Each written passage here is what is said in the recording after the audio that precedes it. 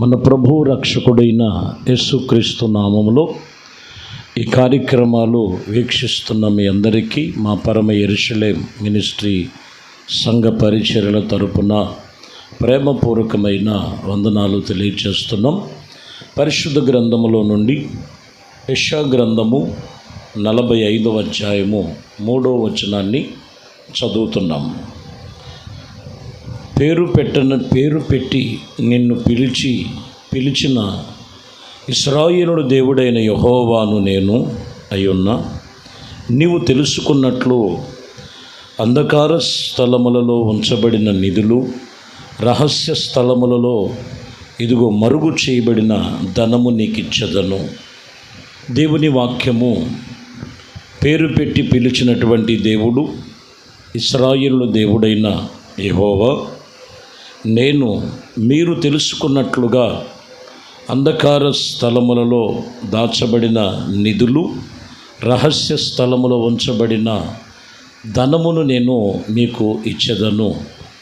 చూడండి, దేవుని యొక్క వాక్యము చెబుతున్న మాట, రహస్య స్థలములలో ఆయన దాచి ఉంచాడు, అంధకార స్థలములలో దాచి ఉంచాడు. అది నిధులుగాను ధనముగాను ఉన్నట్లుగా రాయబడి ఉన్నది. వాస్తవానికి ఇక్కడ మనము ఈ పూట దేవుడు తన పిల్లల కొరకు దాచినటువంటి ఆశీర్వాదాలు ఎన్నో ఉన్నాయి. కాబట్టి ఇవి లోక సంబంధమైన ధనము కాదు, లోక సంబంధమైన నిధులతో పోల్చి చెప్పట్లేదు. కానీ ఆత్మ సంబంధమైన విషయాలలో దేవుడు అన్ని విషయాలలో దేవుడు కృప చూపించి వారికి కావలసినవి దాచి ఉంచాడనే సత్యమును మనం తెలుసుకోవాలి. అలాగే మనం చదివితే 13వ వచనములో 45:13లో మనం చదువుతున్నాం. నీతిని బట్టి కోరేషు రేపుతున్న తన మార్గములన్నీ సరళము చేసేదను. అతడు నా పట్టణమును కట్టించును, క్రయధనమును తీసుకొని ఉన్న లంచము పుచ్చుకొనకయు నేను వెలివేసిన వారిని అతడు విడిపించను. ఇక్కడ కోరేషును గురించి చెబుతూ, నీతిని బట్టి అతడు రేపుతున్నటువంటి మార్గములన్నీ కూడా సరళము చేస్తూ, ఇశ్రాయేలు ప్రజలు కొన్ని విరోధముగా దేవునికి వ్యతిరేకంగా వారి మీద దేవునికి కాదని వ్యతిరేకమైనటువంటి వాటినన్నిటిని కూడా సరళము చేస్తూ ఇక్కడ చెప్తున్న మాట, అతను ఏ విషయములో కూడా లంచము పుచ్చుకునేవాడు కాదు, క్రయధనముగా చేసేవాడు కాదు. కానీ ఇదిగో దేవుడు ఏమైతే పారదోలి ఉన్నాడో, చెదరగొట్టి ఉన్నాడో వాటినన్నిటినీ ఆయన విడిపించి చక్కపరచటానికి నమ్మకమైన వస్తుడుగా కోరేషును మనం ఇక్కడ గమనించాలి. అందును బట్టి ఇక్కడ వాక్యము చెబుతున్నటువంటి విషయములో, నేను అతనికి రహస్యమందు దాచి ఉంచిన నిధులు, అంధకార స్థలములో ఉంచబడిన ధనము ఇచ్చెదను. ఇంకను మనం 44వ అధ్యాయం యెషయా గ్రంథములో 28వ వచనాన్ని చదివితే, కోరేషుతో నా మంద కాపరి నా చిత్తమంతయు నెరవేర్చువాడా అని చెప్పబడిన వాడని, నేను యెరూషలేములో నీవు కట్టబడుచున్నటువంటి దేవాలయమునకు పునాది వేయబడినని నేను చెప్పుచున్నాను. చూసారండి, కోరేషు మంద కాపరిగా ఉన్నారు. అక్కడ మనం గమనిస్తే దేవుడు చిత్తము నెరవేర్చువాడుగా ఉన్నాడు. కట్టబడుతున్న ఆత్మీయ జీవితమును దేవుని యొక్క ఆలయము అయిన పునాది వేయబడినట్లుగా ఇక్కడ వాక్యం చూస్తున్న మాట. దేవుని వాక్యం ఈరోజు ఎవరికి ఆయన దాచి ఉంచాడు, మరుగు చేశాడు అనేది మనం గమనిస్తే, ఖచ్చితంగా ఒకటి మనం గమనించాలి, మన భక్తి జీవితంలో నీతి కలిగిన భక్తి కలిగిన వారిని ఆయన ఎన్నడూ తోసివేయడు. ఆయన ప్రతి విషయంలో కూడా ఆయన వారిని సమృద్ధిగా ఇస్తాడు. ఆయన ఇక్కడ అదే చెప్తున్న మాట, దేవుడి దృష్టికి ఈయన మంచి కాపరిగా, దైవ చిత్తాన్ని నెరవేర్చేవాడుగా, యెరూషలేము అనగా సంఘాన్ని కట్టేవారుగా దేవుడు నియమించాడు. అలాగనే ఈరోజు మనం భక్తి చేస్తున్నాం ఏదో ఆశించి కాదు, ఖచ్చితమైన నిర్ణయము దేవుడు సన్నిధిలో మొదటిగా నీ భక్తి విషయంలో, నీతి విషయంలో చాలా జాగ్రత్తగా అనుసరించే విషయంలో జాగరూకులై ఉండాలని వాక్యం చెప్తున్న మాట. ఎందుకంటే ద్వితీయోపదేశ కాండములో 28వ అధ్యాయము 12వ వచనమును మనం చదువుతున్నాం.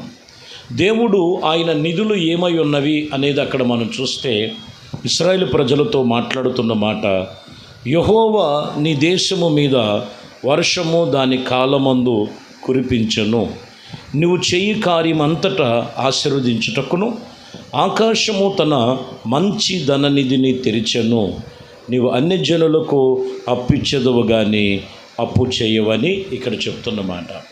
ఇక్కడ ఏది మంచి ధననిధి అంటే ఆకాశంలో ఉన్న ఆయన మంచి ధననిధిని నేను మీకు ఇస్తాను.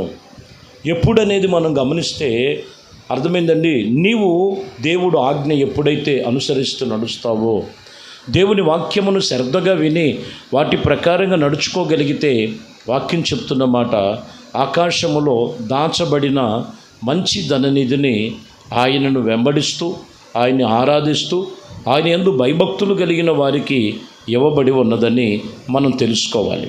అదే రీతిగా 13లో మనం చదివితే 28:13 నేడు నేను మీకు ఆజ్ఞాపించిన మాటలన్నీ దేని విషయంలో కుడిమెకు కానీ ఎడమకు కానీ తొట్టిల్లిపోకూడదు. ఏ విషయంలో కూడా నువ్వు తొట్టిల్లిపోవటానికి కుదరదు. దేవుడి వాక్యాన్ని పక్కన పెడతానికి కుదరదు. దేవుడి వాక్యానికి విరోధంగా చేయటానికి కుదరదు. ఎందుకంటే నీకు దేవుని యొద్ద నుండి ఒక మంచి ధననిధిని దేవుడు ఏర్పాటు చేసి ఉన్నారు.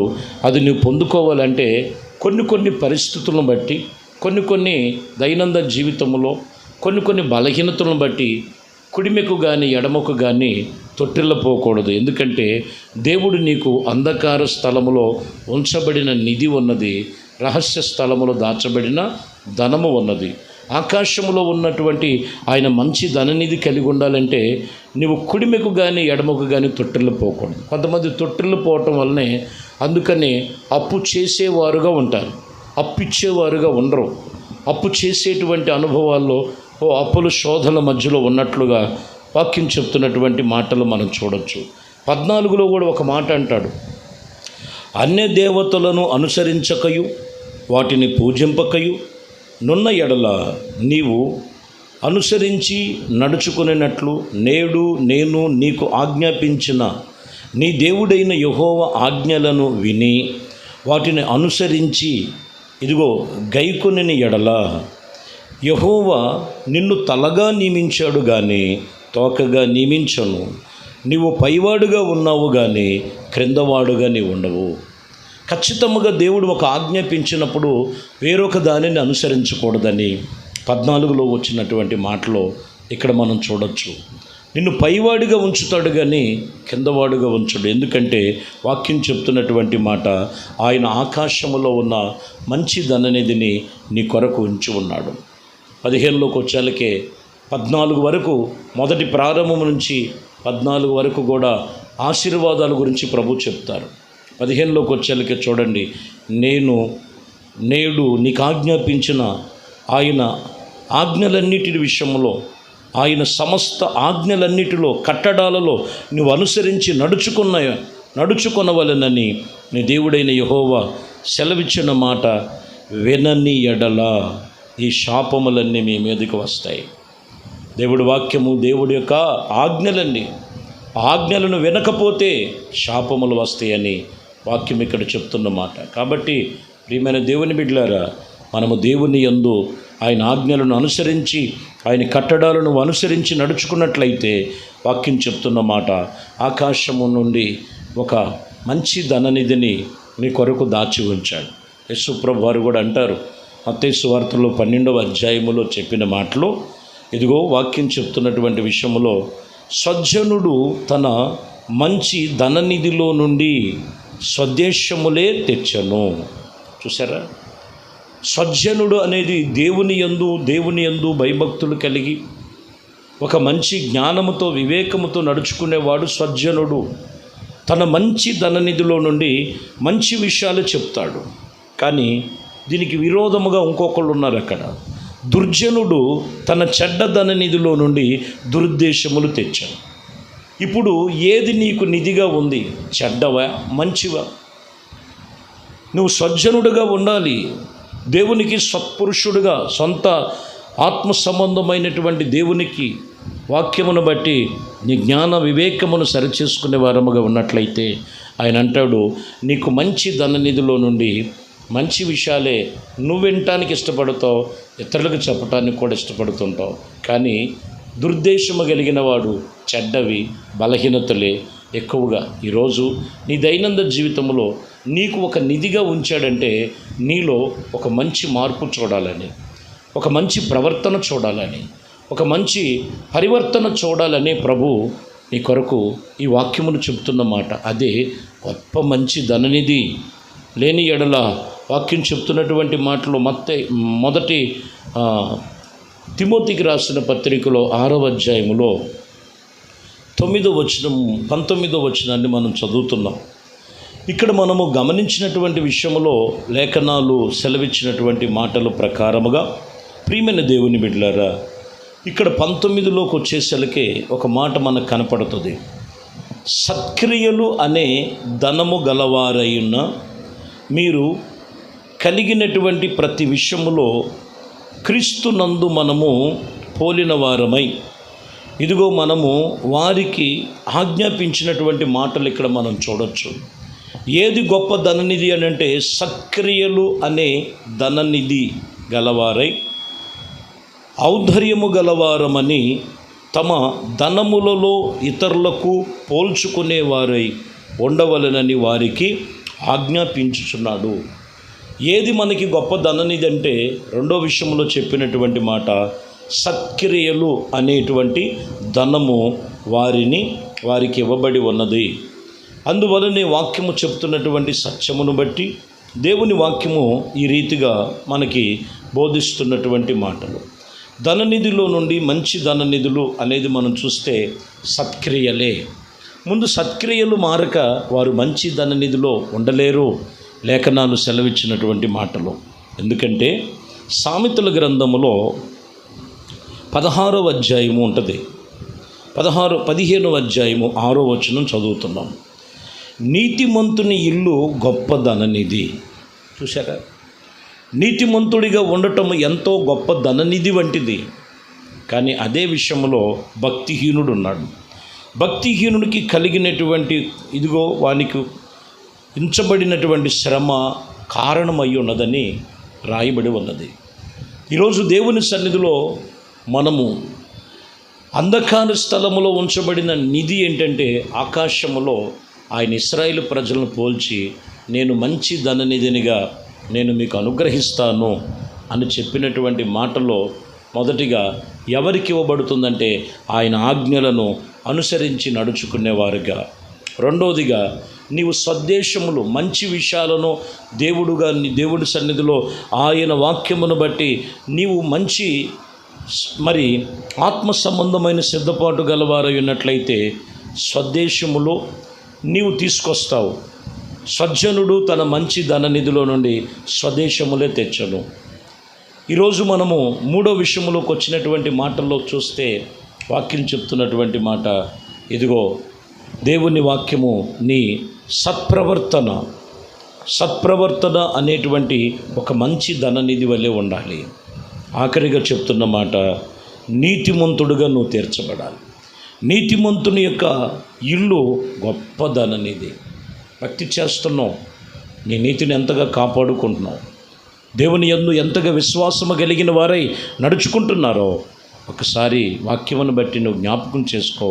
ఈ పూట దేవుని వాక్యము అంధకార స్థలములో ఉంచబడిన నిధులు కానీ ధనము కానీ అంటే ఆత్మీయతలో ఒక మంచి నిధిగా ఉండాలి, సత్ప్రవర్తన కలిగిన నిధిగా ఉండాలి, నీతి కలిగిన నిధిగా ఉన్నప్పుడు ఇవన్నీ కూడా వారికి సమృద్ధిగా దేవుడు ఆకాశములో ఉంచబడిన మంచి ధననిధిని వారికి కలుగు చేస్తాడు. ఆకాశమందున్న దేవుడు నీ ప్రార్థన ఆలకించి నీకును నీ కుటుంబానికి దాచబడినటువంటి ఆయన కృప మెండుగా మీకు కలుగును. దేవుడి మాటలు దీవించు ఆశీర్వదించునుగాక. ప్రార్థన. మహోన్నతుడా, ప్రేమ కలిగిన తండ్రి, దయగలిగిన మా ప్రభువా, మీకు స్తోత్రాలు స్తుతులు చెల్లిస్తున్నాం. రహస్య స్థలములో ఒక నిధిని ఉంచారు, అంధకార స్థలములలో ధనమును ఉంచారు. ఇదిగోనైనా నా ప్రభువా, పొందుకొనటానికి అర్హమైన పాత్రలు అనగా మేము లోకములో ప్రతి ఒక్కరూ కూడా మీ వాక్యము విని సత్ప్రవర్తన కలిగి నీతి కలిగి ఇదిగోనైనా నా ప్రభువా, మీ ఆజ్ఞలను అనుసరించి నడుచుకునేటప్పుడే మీరు వారిలో దాచబడిన నిధులు వారిలో కనపడతాయని వాక్యం చెప్తున్నమాట. మొదటిగా అయా, మీ మార్గమును అనుసరించి నడుచుకునేటువంటి రీతిని ప్రతి ఒక్కరికి జ్ఞాన వివేచన దయచేసి వాక్యమనే మాటల చేత మీ మాటలకు లోబడి ప్రభు మీ యందునైనా వారు సరిచేసుకొని ఆత్మీయతలో స్థిరపరచమని నజరేయుడనే యేసుక్రీస్తు నామములో ప్రార్థించి వేడుకొనుచున్నాము తండ్రి. ఆమెన్. ప్రభు మిమ్మల్ని దీవించి ఆశీర్వదించునుగాక. ఆమెన్.